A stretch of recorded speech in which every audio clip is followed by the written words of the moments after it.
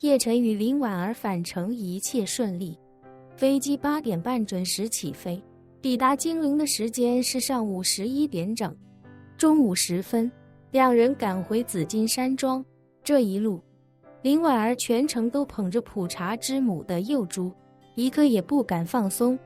回到紫金山庄之后，林婉儿让山庄的所有人暂时回避，与叶晨一起来到顶层别院，便立刻着手将普茶之母的幼猪重新种下。而他在院子里看了看，如果不砍掉院中其他的树木，那确实只有温泉池边的空地最为合适。他指着那片空地对叶晨说，按照茶树正常生长的速度，这里的空间大概足够一棵茶树生长10年8年，只是不知道普茶之母生长的速度有多快。要是长到一定规模，这里的土壤空间不够了，就要换个地方了。叶晨笑道，先不用管这些，暂时把它安顿在这里就好。他上辈子能活到对抗天劫，这辈子肯定不会因为移了几次地方就夭折了。先把它安顿在这里，以后说不定会换其他地方。等你把志成集团接手，把二郎山改造好之后，说不定也可以移植到二郎山去。林婉儿摇头道，这棵树是公子的，奴家只是代公子养护，将来若是这里种不下了，公子说移到哪，奴家就给公子移到哪。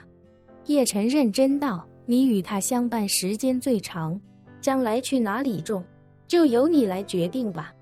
林婉儿点点头，奴家都听公子的。说着，他取来园艺用的小铲子，在温泉池边上的土壤里挖了一个约莫篮球般大小的坑，小心翼翼地将普茶之母的根须放入其中，又用挖出来的部分泥土填上，随后拿来一个木质的水舀，在温泉池旁边的水缸里舀了些常温水，顺着边儿小心地将水浇了下去。此时正午的阳光照射在娇嫩的绿叶之上，将绿叶照成了半透明状。林婉儿看着完美的绿叶，满脸信息。叶晨打量着这株幼苗，疑惑地说道，昨晚一下长得那么快，缺的2片叶子也不知不觉间恢复如初，为什么这会儿好像没什么变化了？林婉儿道，可能他积蓄的能量都用在破土而出的那个环节上了，接下来会进入漫长的缓慢生长期，毕竟普洱茶树要30年才能成材。叶晨点点头，他现在的几片叶子对普通人的功效，就比得上一颗散血救心丹，对修道者来说更是不可多得的宝贝。毕竟散血救心丹吃的再多，也不可能在体内转化成灵气，但是这茶树的叶子却天然含有灵气，这一点尤为难得。即便我能炼制许多丹药，但目前为止也只有培元丹才能增长灵气，其他的丹药也只是能治疗伤病，延年益寿。可是培元丹炼制太麻烦了，对各种材料的需求也比较高，真想批量炼制而且稳定供应根本不现实。若等这棵茶树成材之后，以普洱茶树正常的产能，每天至少能发出几百上千片嫩芽，若它到那时还能保留蕴含灵气的属性，绝对是一个天大的财富。有如此源源不断的灵气作为来源，甚至都能拿来开宗立派了。林婉儿激动地问道，那岂不是意味着有了它，公子将来一定可以击败吴飞燕以及破清会？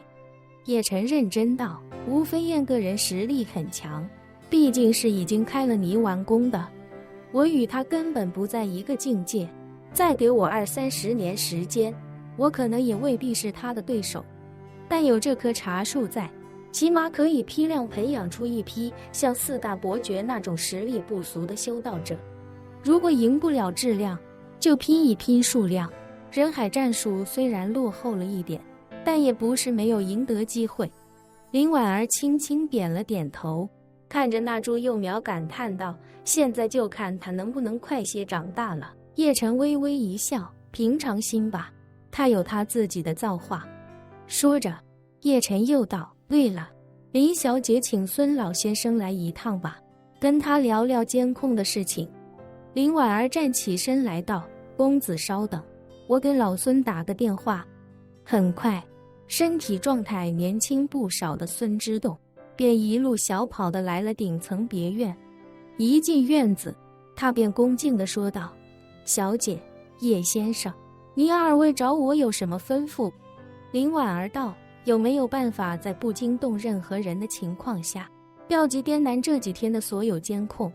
孙之栋道：“小姐，只要是归属市政的监控，系统内都可以查到。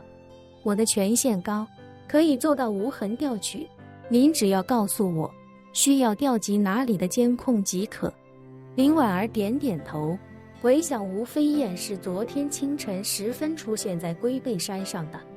于是便道：“你先把双廊全境的监控调出来给我。”